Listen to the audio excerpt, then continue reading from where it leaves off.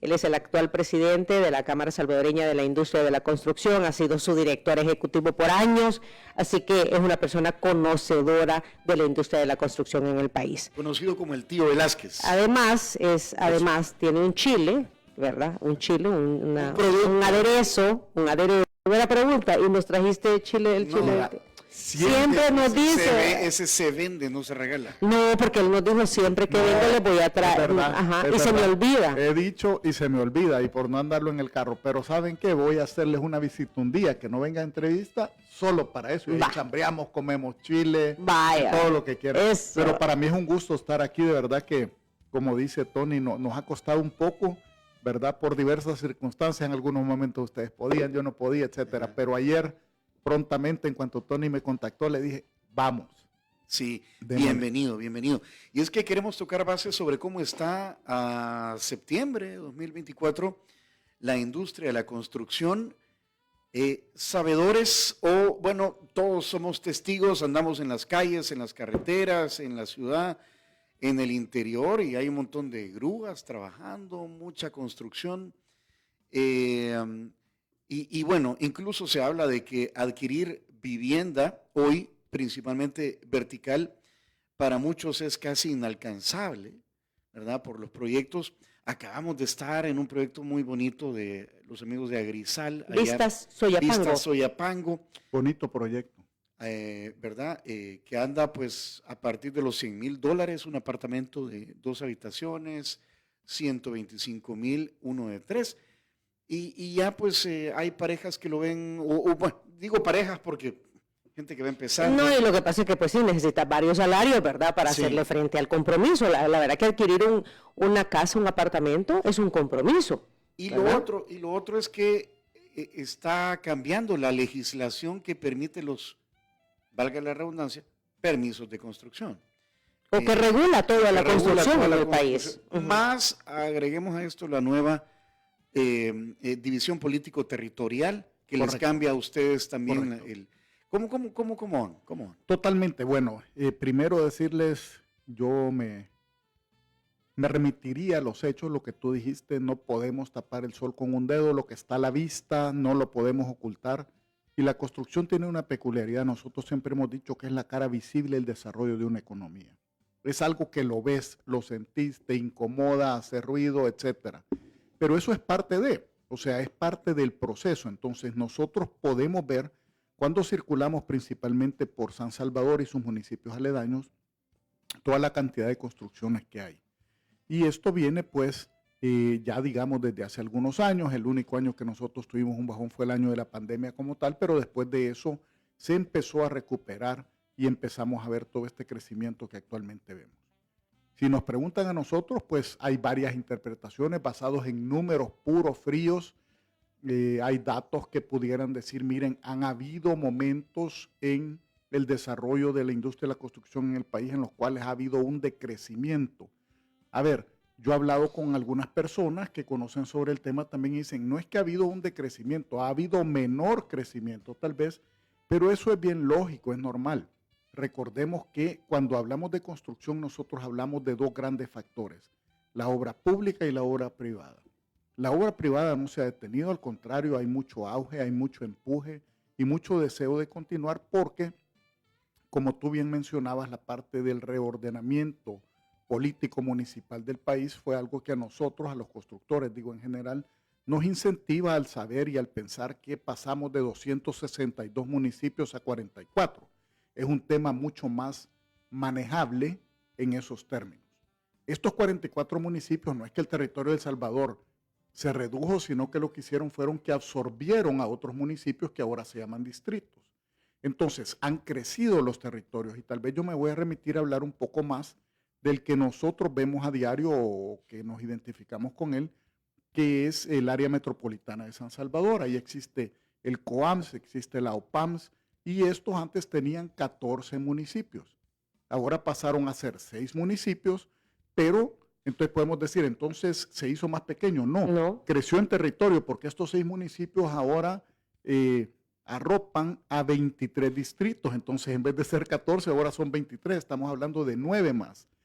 ¿Y qué ha sucedido en LOPAMS? En LOPAMS ha sucedido también de que ha habido una reestructuración, ¿verdad?, en la cual ingresó un nuevo director ejecutivo, el licenciado Luis Rodríguez, una persona que sabemos que viene de la Secretaría de Proyectos Estratégicos, después estuvo en el Banco Centroamericano de Integración Económica y tiene un panorama bien claro de lo que se debe de hacer en cuanto a fomentar el desarrollo y el crecimiento del AMS. Entonces hemos venido trabajando, hemos venido viendo cómo podemos ayudar para solventar estos temas que impedían, tal vez detenían de que los proyectos se desarrollaran con la agilidad que los constructores necesitan. ¿Y por qué necesitan que sean ágiles? Porque recordémonos que parte del costo de un proyecto, de una construcción, también es el costo financiero, el costo del tiempo. Como para toda actividad, tío. Ajá. Tenemos que trabajar y caminar lo más rápido posible para poder sacar el mejor rendimiento. Dicen, cada día es dinero. Totalmente. El tiempo es oro, dicen, ¿verdad? Los dichos. Entonces, esto es bien importante. Entonces, hemos venido avanzando, hemos venido caminando. Vemos otros temas, como tú bien mencionabas, Tony, hablábamos fuera de micrófonos antes de empezar, como una propuesta ahorita de un decreto, ¿verdad?, para la creación de la Dirección de Ordenamiento Territorial y Construcción, el cual básicamente, no me voy a meter en detalles del decreto, pero básicamente lo que dice es que va a haber una institución, una entidad que se va a encargar de toda la parte de trámites y permisos de construcción. Exceptuando, ahí sacan al área metropolitana de San Salvador, o sea, la parte del AMS, lo que está, digamos, regulado por la OPAMS, y el centro histórico que tiene su propia ley, ¿verdad? Porque ahí se creó la autoridad del centro histórico. Entonces, estos dos, digamos, en el momento en que esta Dirección de Ordenamiento Territorial y Construcción, que ya voy a hablar un poco sobre la conformación, entrara en vigencia, se encargaría esta Dirección de Ordenamiento Territorial y Construcción de los trámites y permisos de todo el país, a excepción de estas dos áreas que yo les dije. Ahí vemos nosotros pues una área metropolitana de San Salvador, un COAMS fortalecido. Hace semana y media más o menos anunciaron también que la alcaldesa de La Libertad Este, doña Milagro Navas, pues había tomado a bien ya con sus nuevos distritos, que ellos, algunos venían de Amusdel y otros estaban independientes, como era el caso de Nuevo Cuscatlán, decidieron ellos incorporarse al área metropolitana de San Salvador. Y nos preguntaron a nosotros cómo ven eso ustedes. Lo vemos súper bien, porque lo que nosotros necesitamos es tener reglas claras y sobre todo en territorios de alto desarrollo y aledaños como estamos. El Salvador es tan pequeño, San Salvador es tan pequeño, que cuando se creó la OPAMS en realidad era porque precisamente podemos estar nosotros aquí, yo puedo estar en esta mesa y yo estoy en San Salvador y Tony está en La Libertad, y de repente nos cruzamos un pequeño límite municipal y ya estamos del otro lado. Entonces, una calle, el caso es Antiguo Cuscatlán con Santa Tecla. Antiguo Cuscatlán con Santa San Salvador Tecla, con Santa Tecla, exacto. Hoy ya están con Huizúcar, con Nuevo Cuscatlán, etc. Entiendo que San Salvador llega, por ejemplo, hasta la 6 de Guadalupe, sí, y donde está el Instituto Hermanas Omacas es Antiguo Cuscatlán. O sea, entonces es importante que en todas estas áreas, que son polos de potenciales desarrollos muy importantes, tengamos, digamos, un lineamiento común, una mentalidad común, y que todos sepamos esto es lo que puedo hacer, sin pensar ya en la otra calle no puedo, y tal vez mi terreno a donde voy a desarrollar el proyecto está entre esta calle y la otra, entonces ¿a quién le pido permiso? Entonces, o tengo que hacer el doble. O tengo que hacer el doble y regido por diferentes tasas, por diferentes lineamientos. Tenemos también el esquema directorio y un montón de temas técnicos que no vamos a entrar en ese detalle, pero que nosotros creemos de que esto en realidad sí viene a mejorar.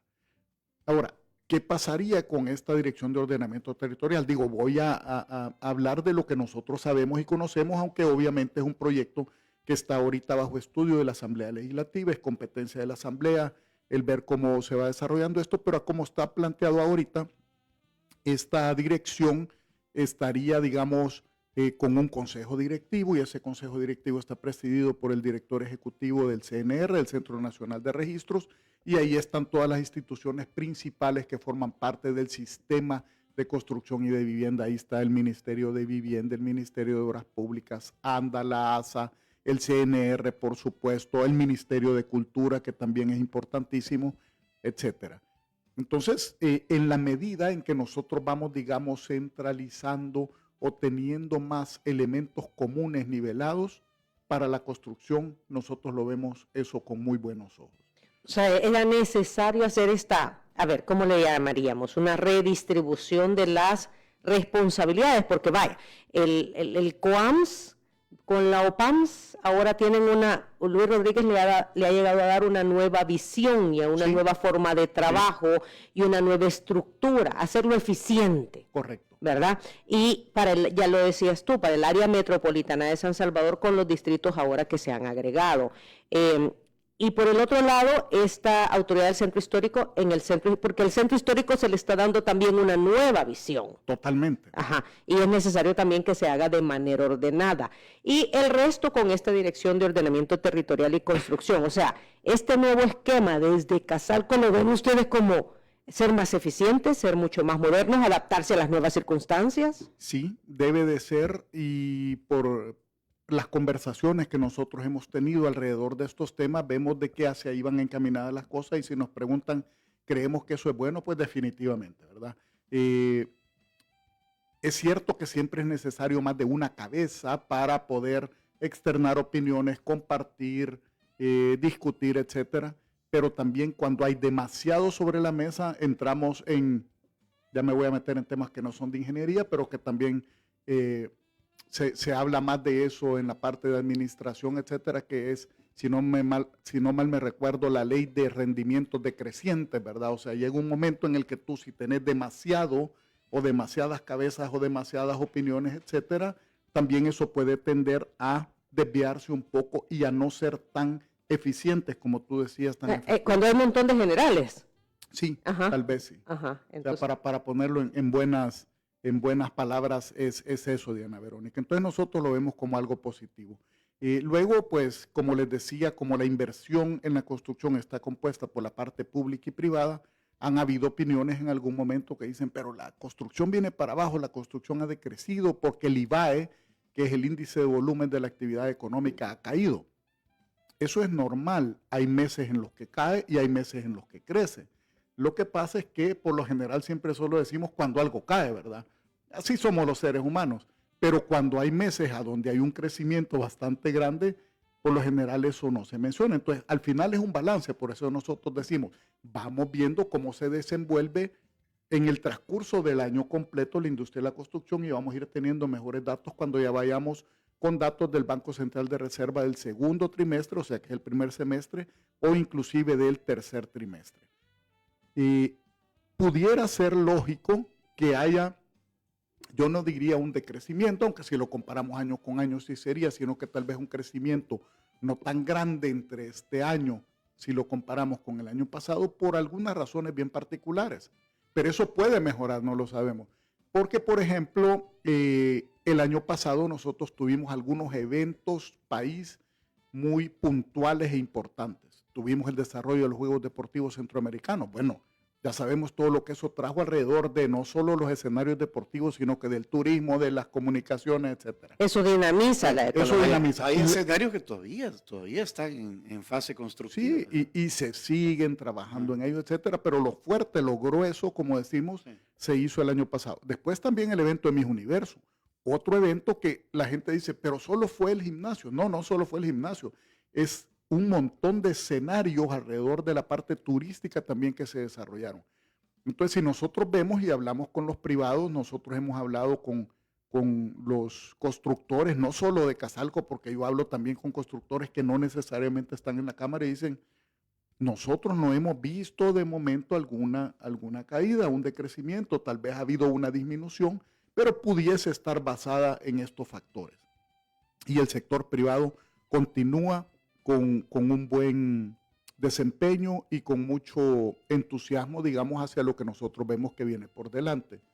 Y si a eso le sumamos de que hay otros proyectos estratégicos a los cuales se le está apostando como país, como son, lo he mencionado varias veces, creo que en este programa también, el viaducto Los Chorros, que empezó, es cierto, se dio orden de inicio el año pasado, pero ahorita es cuando ya estamos viendo más trabajo. Eso obviamente va a inyectar dinamismo a la economía, va a inyectar dinamismo a la construcción, aumenta el consumo de materiales, de mano de obra, etcétera. Y también los otros proyectos que vienen, que ya han sido anunciados, como son el Aeropuerto del Pacífico, que ya también Algunas empresas presentaron muestras de interés para iniciar las obras de terracería, los accesos que están alrededor de este gran proyecto. Y el estadio también. El estadio. Ya vi unas imágenes donde están poniendo unas planchas. Esa va a ser una inversión muy importante. Y también lo que anunció el presidente de la República, que es la Unión Portuaria del Pacífico, que va hacia mejorar toda la infraestructura y hacer crecer la infraestructura del puerto de Acajutla y también el puerto La Unión, pues que en realidad ha estado ahí sin funcionar como tal, pero que se está poniendo. Entonces, ahí nos ponemos a ver nosotros, bueno, si va a haber un aeropuerto del Pacífico, si se va a mejorar todo y a poner a funcionar el puerto La Unión, todo lo que viene hacia el oriente del país en términos de un desarrollo inversión, que nosotros lo vemos como una inversión turística grande. Si nosotros tenemos ahí el Golfo de Fonseca, toda esa parte del Tamarindo y toda esa área que es una belleza natural en realidad, que nosotros nos podemos convertir en un polo turístico para el área centroamericana, que ya está trayendo mucho y que el país está trayendo mucho turismo, y eso nosotros lo sabemos, y de ahí vienen muchas inversiones también. En el Aeropuerto Internacional de Salvador también están ampliando. También hay construcción. Son trabajos que continúan porque ha crecido el tráfico, digamos, a raíz de todo el tema de lo que está pasando en el país. Hay mucha atracción de turismo que está viniendo, y también tenemos que reconocerlo, nuestros hermanos salvadoreños de la diáspora, ¿verdad? Que ahora se llama más con el nombre correcto de la diáspora, que están ahorita con sus ojos puestos aquí, que están invirtiendo en el país. Muchos de ellos están comprando inmuebles para alquileres de corto plazo, pero no solo para tenerlos como alquiler de corto plazo, sino que como una inversión para cuando ellos retornen al país, porque muchos dicen, ahora yo me quiero ir a El Salvador y ahí quiero hacer mi vida y retirarme en mi país. Bueno, eso es el caso de Vista Soyapango. ¿Te recuerdas que la gente de Arizal nos comentaba que habían muchos salvadoreños residiendo en el exterior que decían, miren, yo ya estoy por jubilarme, quiero comprar un apartamento porque quiero seguir viviendo en la zona de Soyapango. Los soyapanecos quieren vivir en Soyapango. Vivir en Soyapango, exacto. Y dicen, pues esta es la inversión que yo necesito porque quiero vivir ya en algo en Soyapango, pero moderno. Correcto. Y es que eso también es normal y es muy bueno, porque muchos de nuestros hermanos que se fueron del país a buscar mejores condiciones por A, B o C motivos, se acostumbraron allá a que viven de una forma diferente como vivían aquí. Entonces quieren venir a vivir aquí como vivían allá. ¿Y eso es malo? No, es bueno, es buenísimo, porque nosotros todos, el ser humano lo que quiere es progreso, lo que queremos es ir mejorando y progresando en nuestra vida. Entonces eso definitivamente es muy bueno. Y creo que tienen que hacer. Y usted dígalo. Tenemos que ir a pausa.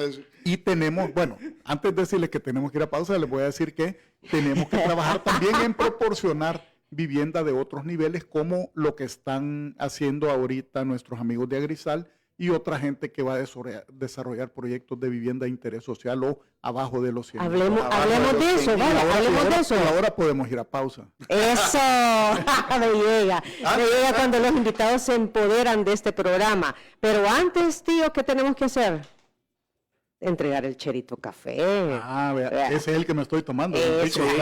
Así es, aquí se toma buen café, el café de Cherito Café. Usted lo puede disfrutar desde ya.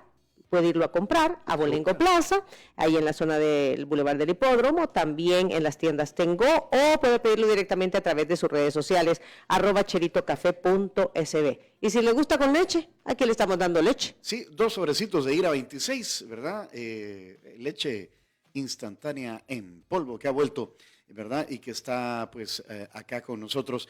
Hey, San Martín ya vino también. San Martín celebra septiembre con la nueva pinzas. Se llaman pinzas romanas. ¿Y qué es, compañero? A ver, dice aquí, es una masa ovalada, ligera, con ingredientes premium y frescos. Producto italiano que ahora encontrarás en No me imagino las pinzas romanas, ¿qué son? Pinzas. Pinzas, no sé. hay que ir.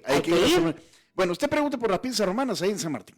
Dígale que lo escuchó en Diana Verónica y Tony. Gracias, San Martín, por traernos los desayunos, y gracias también a las amigas de Línea Rosa por traernos todos estos alimentos de una sucursal de San Martín. Línea Rosa, servicio para que usted viaje con confianza y tranquilidad. Conducen mujeres responsables al momento de manejar.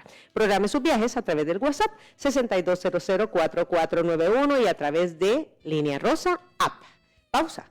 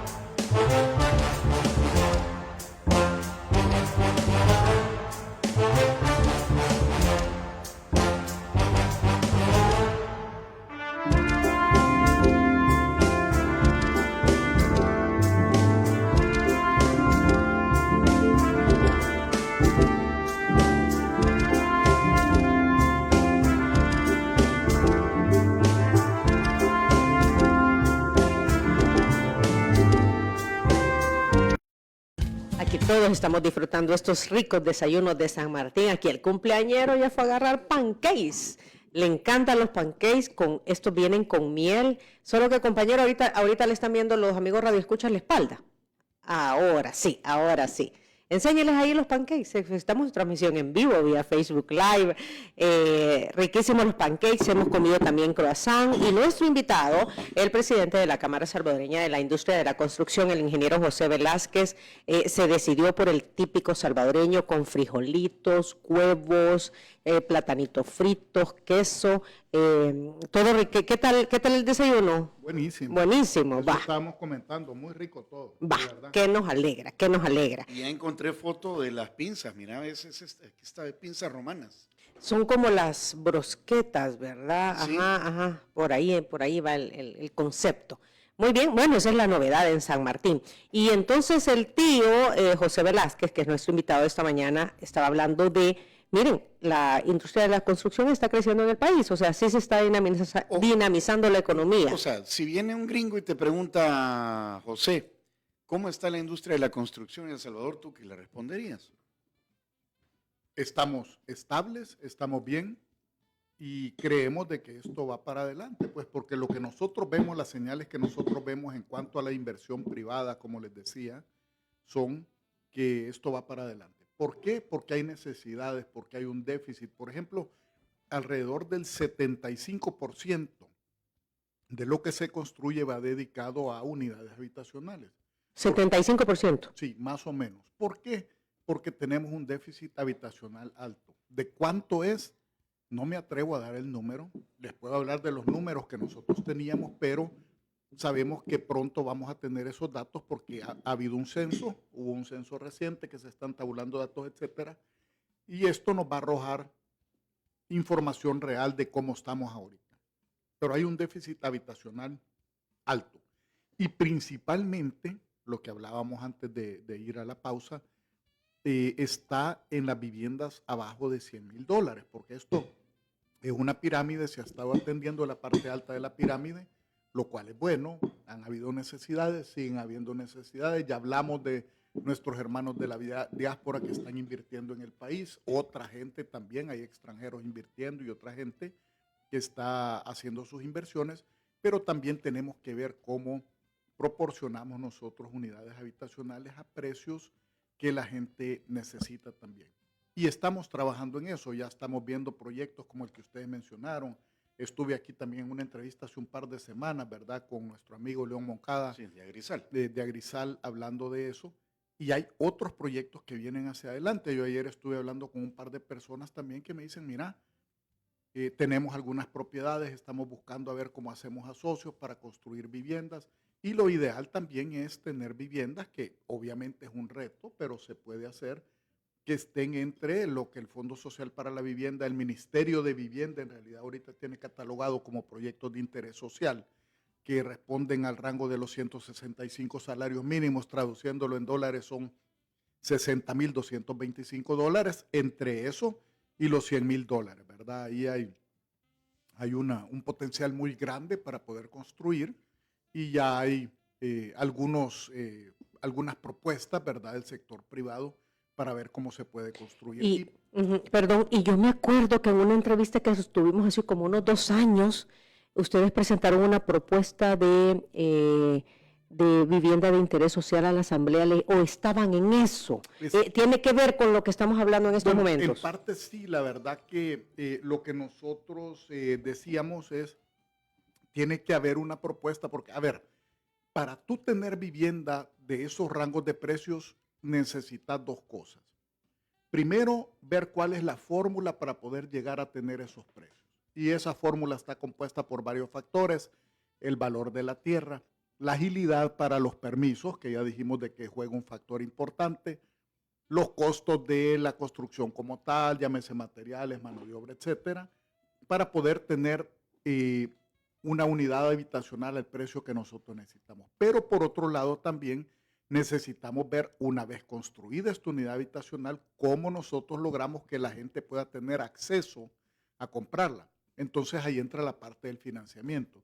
Digamos, el Fondo Social para la Vivienda pues hace su parte, ¿verdad?, en cuanto a financiamientos muy accesibles, definitivamente, y tenemos que reconocer eso, pero también es necesario ver cómo se incorporan otros factores y hacia eso iba más dirigida la propuesta que nosotros hacíamos para tener, así como está, por ejemplo, en Panamá, en Colombia, en Guatemala inclusive, llegar a una ley que se tenga intereses preferenciales o algún acceso financiero, digamos, para que la gente pueda comprar. Porque ¿qué es lo que necesitamos? Que con los accesos que tiene una familia, ¿verdad? Un grupo familiar, ellos puedan optar por un financiamiento y que este financiamiento sea accesible para que ellos puedan con sus salarios pagar las cuotas y también poder cubrir sus costos de vida. Entonces, son temas que los continuamos hablando, pero pudiéramos decir de que sí hay avances en cuanto a ese tema y creemos de que poco a poco nos vamos acercando ya más a poder tener soluciones de ese tipo. Trabajamos y hablamos mucho con el Ministerio de Vivienda. La ministra de Vivienda tiene un panorama claro de lo que nosotros necesitamos ahí y también hay mucho interés e intenciones de las empresas en participar en proyectos de ese tipo. Es cierto, porque aquí hay un comentario, es cierto que la diáspora ha creado una burbuja inmobiliaria en cuanto al tema de precios de viviendas. Fíjate que... ¿Es cierto afirmar eso? No te pudiera decir en realidad una burbuja, ¿verdad? O sea, a veces hablamos de burbuja como algo, un término que lo decimos pero ni siquiera lo entendemos. Eso le iba a decir, expliquemos primero qué es esa la mal llamada burbuja, sí, ¿qué significa? Porque una burbuja es, dicen, miren, no es que ahorita van a construir, pero en realidad no hay una demanda real, entonces solo lo que pasó en Panamá, ¿verdad? Que en Panamá tú llegabas y veías el montón de edificios, pero esos edificios estaban vacíos. Inhabitados, etcétera. Lo que nosotros tenemos ahorita no es ese el caso, de hecho, lo que se va construyendo se va colocando, o sea, la gente lo está comprando. Lo que sí pudiéramos decir es que, más allá de llamarle una burbuja, yo diría de que sí ha habido una demanda grande de nuestros hermanos de la diáspora para comprar sus unidades habitacionales en el país y esto obedece, como decíamos antes, a lo que la gente ahorita ve del país, ¿verdad? Dice, yo quiero invertir en El Salvador, antes tal vez no tenía ese interés. Lo voy a hacer y eso obedece a varias razones, el tema de la seguridad, que ven que el turismo está ahorita incrementándose, que yo me quiero ir a retirar a mi país, porque muchos de estos, acordémonos, que se fueron allá en las épocas 70, 80. De los 70, 80, ahorita ya están llegando también a su edad de jubilación, ¿verdad? Probablemente los hijos de ellos no sean los que quieran venirse a vivir a El Salvador. ¿Por qué? Porque no vivieron aquí, no tienen arraigo. Exactamente, no tienen ese arraigo para poder regresar. Pero todo este grupo de gente que trabajó fuerte, ganó su buen dinero afuera, ahorita están en esa edad donde ellos quieren venir. Entonces, sí ha tenido, digamos, un impacto, ha tenido Ha incidido. Ha incidido, exacto. Esa es la palabra, no la encontraba. Ha incidido, digamos, en que se construya más para cubrir estas necesidades, pero de ahí a llamarlo una burbuja, no estoy... Lo que pasa es que algunos lo que dicen es que como hay este interés de parte del salvadoreño que reside en el exterior, regresar al país o invertir en el país, pero obviamente los salarios de ellos son diferentes a la gente que vive en El Salvador. Entonces dicen, totalmente, para ellos una cuota de $600 o de $800 es mucho más accesible que para un salvadoreño que reside en El Salvador. Entonces eso hace que estas unidades habitacionales que se han construido y que se están construyendo sean para ese mercado. Pero para el salvadoreño que vive aquí y gana los salarios del Salvador, no es accesible. Sí, es diferente. Lo que decíamos, ¿verdad? Por eso tenemos que diversificar más la oferta habitacional para poder tener viviendas para el acceso de los bolsillos de todos, ¿verdad? Ahora, sí es cierto también, ¿verdad? Que nuestros hermanos de la diáspora, los que se fueron a vivir y a trabajar allá, han recibido por lo general salarios que son más altos. También tenemos que reconocer que sus gastos hayan sido más altos y que ellos probablemente comprar una unidad habitacional, una vivienda, un apartamento aquí, es mucho más barato y ellos lo dicen, aquí está barato y es porque ellos están comparando con lo que te cuesta algo en Estados Unidos, en Canadá o en otros lugares. Hay que decir que también esta gente ha ahorrado. Ha ahorrado. ¿Verdad? No es que han trabajado y han ahorrado. Y han trabajado fuerte, porque los que hemos tenido la oportunidad de tener gente, conocidos, amigos, familiares, etcétera, que han vivido en Estados Unidos, podemos decir que a esta gente le ha tocado duro. Sí, hasta 2 trabajos. Sí. 2, 3 trabajos. Correcto. ¿Verdad? Bueno, se está construyendo, digamos, una infraestructura para una nueva visión, o sea, para la visión de país que tienen quienes nos gobiernan actualmente. Yo diría que sí, se está haciendo. O sea, que es una nueva generación. Tú acabas de tocar un punto bien importante. La verdad es que es importantísimo, y nosotros lo empezamos a ver en los últimos años, que de la inversión pública y privada, que hasta por allá por el año 2018, 2019 era bastante balanceada. Y les voy a poner números.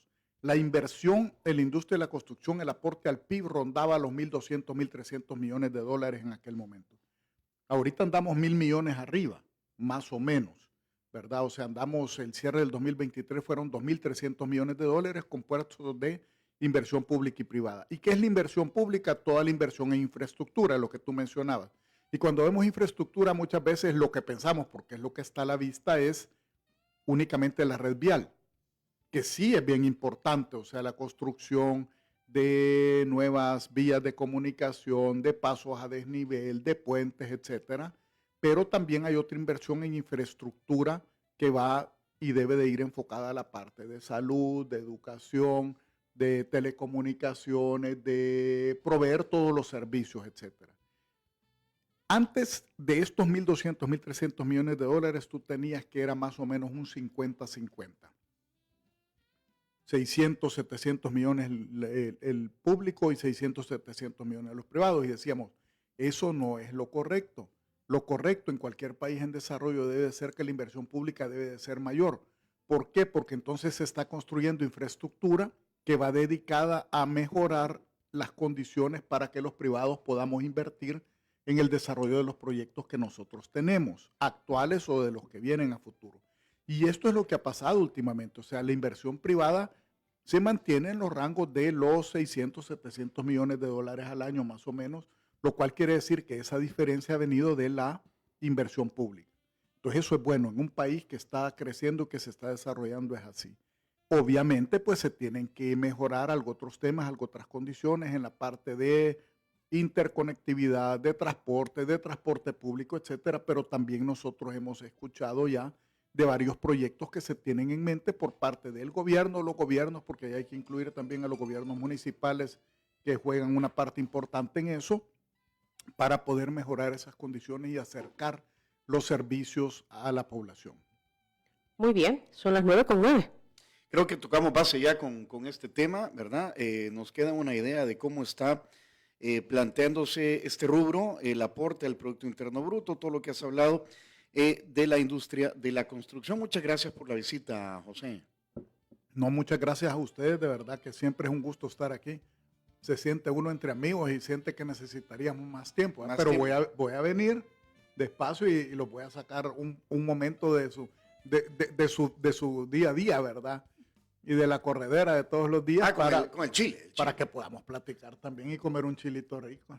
¿Por qué no? Bueno, son las 9:10. Si usted quiere escuchar la declaración del presidente de la Cámara Salvadoreña de la Industria de la Construcción, ponga atención a lo siguiente. Si quieres volver a escuchar esta entrevista, ingresa a 360podcast.sb, el primer hub de podcasteros salvadoreños. Sigue a Diana Verónica y Tony la entrevista en Spotify, Apple Podcasts, Amazon Music, YouTube Music o TuneIn.